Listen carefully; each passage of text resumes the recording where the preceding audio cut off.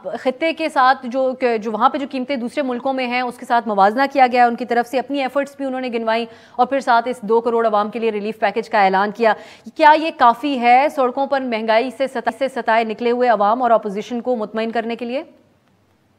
अब सा ये देखिए, हमारे प्राइम मिनिस्टर साहब जो हैं वो डेटा को मैनिपुलेट करने के और इस्तेमाल करने के कमाल के एक्सपर्ट हैं।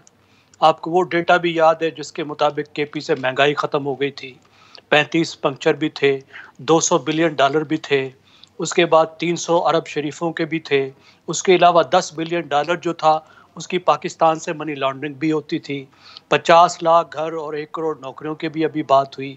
अभी भी आप देखिए, उन्होंने हवाला दिया, इकोनॉमिस्ट का एक हवाला तो दिया, दूसरा तो नहीं दिया।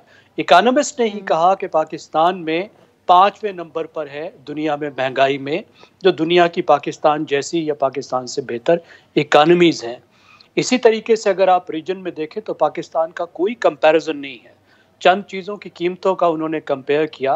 उन्होंने ये नहीं बताया कि भारत में फूड इन्फ्लेशन कितनी है।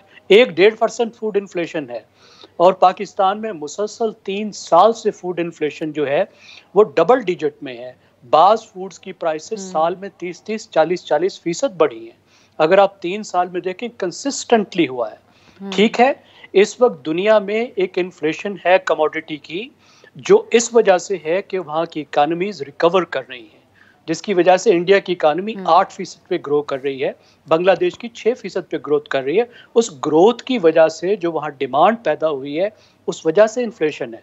पाकिस्तान में इन्फ्लेशन की एक वजह तो वो भी है, लेकिन 2 दूसरी वजह पे हैं जो बड़ी वजूहत हैं। वो ये हैं कि ये हुकूमत करंट अकाउंट डेफिसिट को कंट्रोल नहीं कर पाई, जो उसका दावा था कि अब ख़त्म हो गई, क्योंकि इकानमी इतनी नीचे गिर गई थी कि बिल्कुल डिमांड ख़त्म हो गई थी। अब करंट अकाउंट डेफिसिट दोबारा शुरू हुआ है, उसकी वजह से भी इन्फ्लेशन है और इस वजह से भी कि हुकूमत का जो बजट डेफिसिट है वो बहुत ज़्यादा है। बजट के खिसारे की वजह से हुकूमत नोट छाप रही है, जिसको मनी सप्लाई कहते हैं।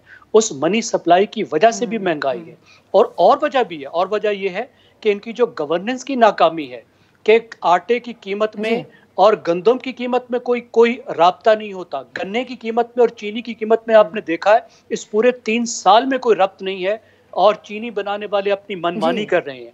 इन तमाम वजूहात से भी पाकिस्तान में जो है इन्फ्लेशन बढ़ रही है। देखिए, अब जो पैकेज आया, मैं आखिरी बात करूंगा, मेरे बहुत सीनियर दोस्त बैठे हैं।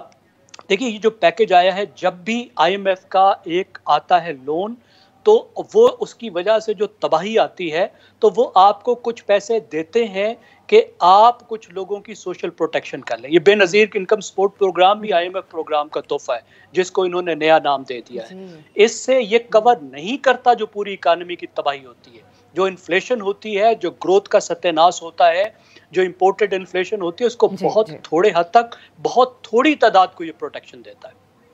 वजीर आजम ने आज आपको ये तो बताया कि पिछली हुकूमत ने हमें बड़ा रिकॉर्ड खसारा दिया और कर्जा दिया, लेकिन ये नहीं बताया कि पिछली हुकूमत ने 5 साल में जितने कर्जे लिए थे उससे कहीं ज्यादा कर्जे इन्होंने 3 साल में लिए। पिछली जो हुकूमत थी उनके पास तो कुछ प्रोजेक्ट्स हैं दिखाने के लिए, जिनमें कुछ मेगा प्रोजेक्ट्स भी हैं।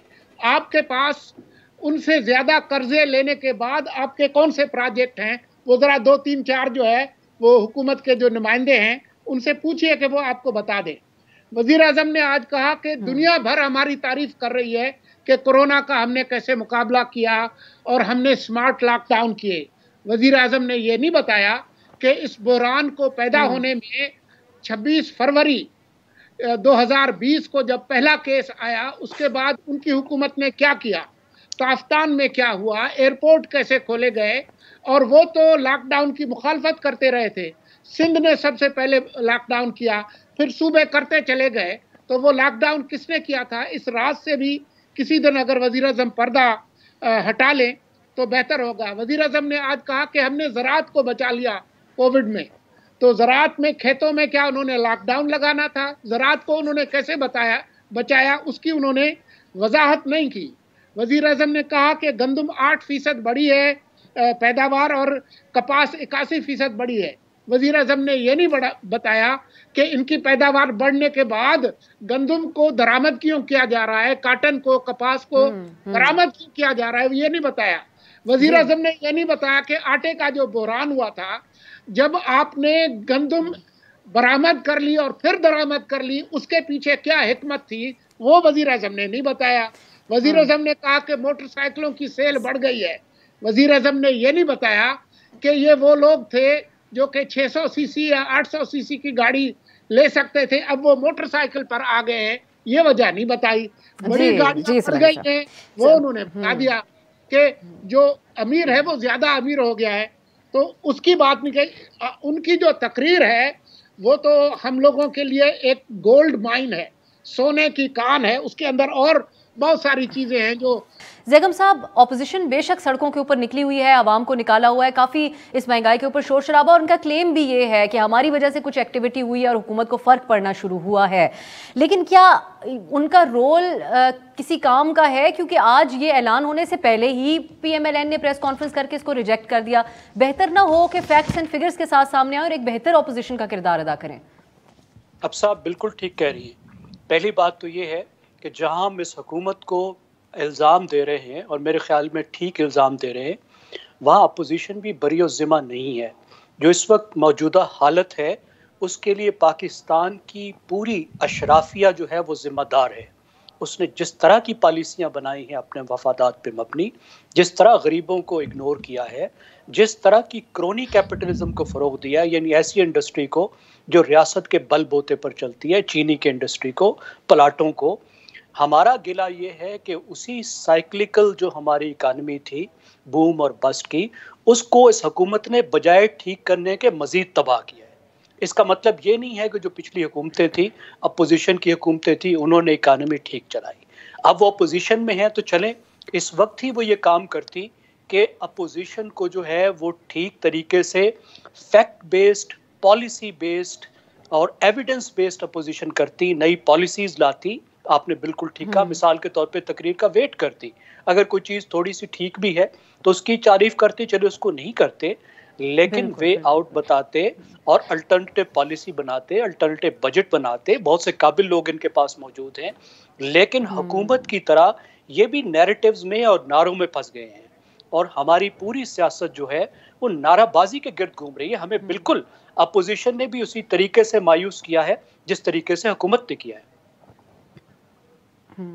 बिल्कुल। ये सोलंकी साहब, आज खुद प्राइम मिनिस्टर साहब ये बात कह रहे थे कि ऑपोजिशन को अपना वो रोल अदा करना चाहिए। खुद जब वो ऑपोजिशन में थे तो उन्होंने बहुत ही इंतहाई टफ टाइम दिया, यहाँ कीमतें बढ़ी तो उन्होंने आके ऐलान किया सिविल नाफरमानी का। लेकिन ये ऑपोजिशन का किरदार आपको कैसा नजर आता है? क्या ऐसा वो कोशिश, कोई एफर्ट कर रहे हैं कि चीज़ों को संजीदगी से नजर आए कि ऑपोजिशन बहुत संजीदा ले रही है और फैक्ट्स के साथ सामने आ रही है? देखें, इमरान खान तो उनसे ये तवक्को रखते हैं कि जी दो ख़ानदानों का जिक्र किया, पीपल्स पार्टी का ख़ानदान, मतलब इशारा जरदारी ख़ानदान और शरीफ ख़ानदान, कि जी ये अपनी दौलत जो है वो वापस लाएं तो जो है वो मुल्क के अंदर खुशहाली आ जाएगी।